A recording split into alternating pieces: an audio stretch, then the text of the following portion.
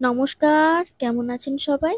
আরও একটি নতুন ভিডিওতে আপনাদের সকলকে স্বাগত জানাই। আশা করছি যে যেখান থেকে আমার ভিডিওটি দেখছেন সকলে খুব ভালো আছেন এবং সুস্থ আছেন।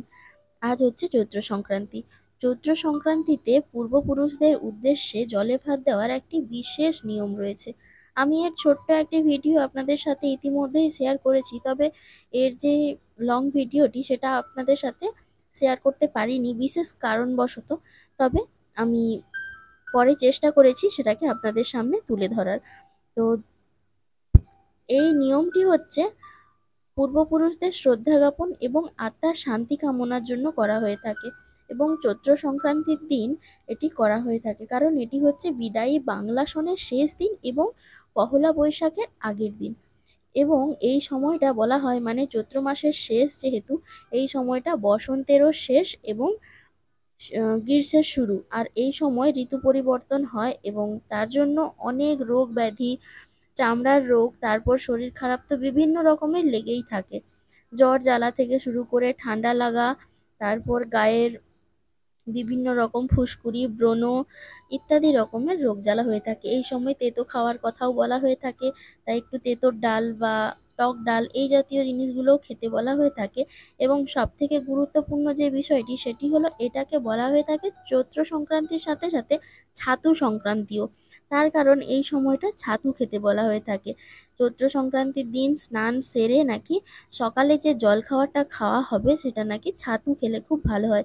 ছোলার ছাতু, তারপরে মুড়ির যে ছাতু হয়, এই ছাতুগুলো নাকি খেলে অনেকটাই রোগ প্রতিরোধ ক্ষমতা বাড়ে। তার সাথে একটু কাঁঠালি কলা, সন্দেশ। এই নিয়মটি কেবলমাত্র রাজবংশী সমাজেই পালন করা হয়ে থাকে। তবে শোনা যায় আগে আগে নাকি এই চৈত্র সংক্রান্তিতে দুই দু তিন দিন ধরে একটি পাত্রে ভাত রাখা হতো এবং সেটাকে রাখা হতো তুলসী মঞ্চের পাশে।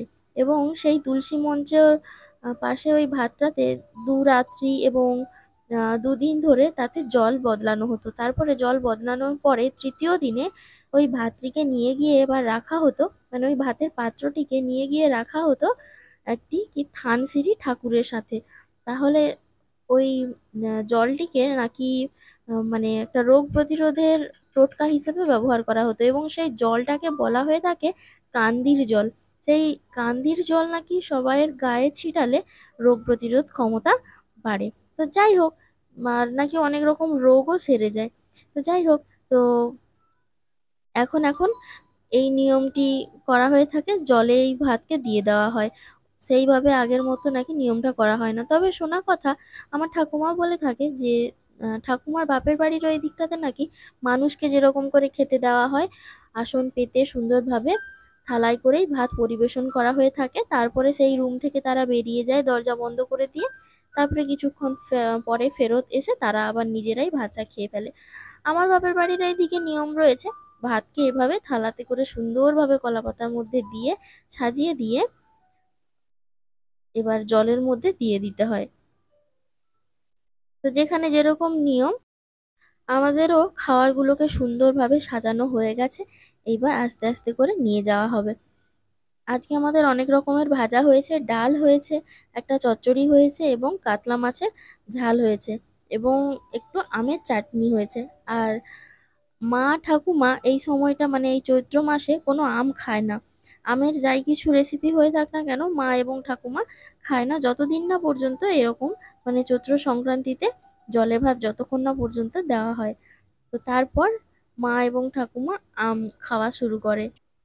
এইবার হলো, আপনাদের বাড়িতে যে বয়স্ক মানুষেরা থাকতেন, ওনারা কি বিড়ি সিগারেট কিছু খেতেন? তবে আমার ঠাকুমা কিন্তু বেশ একটু বিড়ি খেতেন। সেই জন্য দাদুও তো খেত, তবে মহিলারা বিড়ি খায় এরকম জিনিসটা আগেই দেখা যেত।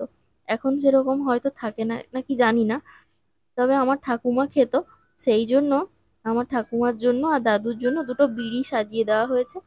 এই ধূপগুলো তো গিয়ে ওখানে দিয়ে দেওয়া হবে। আর এখানে দেখুন, পান সাজানো হচ্ছে। পানও খেতে পছন্দ করতো খুব। আর ভাই হচ্ছে সামনে জল ছিটিয়ে ছিটিয়ে নিয়ে যাবে, আর মা পেছনে পেছনে খাবারটা নিয়ে আসবে। এই দেখুন, ধূপটাকে দিয়ে দিল। এরপর হচ্ছে একটু তুলসী পাতা দিয়ে ওই খাওয়ারের চারপাশে একটু জল দিয়ে ঘুরিয়ে নেওয়া হবে। এরপর আস্তে আস্তে করে জলে ভাসিয়ে দেওয়া হবে খাওয়ারটি।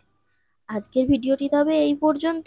আপনাদের সাথে দেখা হবে খুব শীঘ্রই আমার পরবর্তী আরেকটি ভিডিওতে। আপনারা সবাই ভালো থাকবেন, সুস্থ থাকবেন এবং সাবধানে থাকবেন। দেখা হচ্ছে কাল।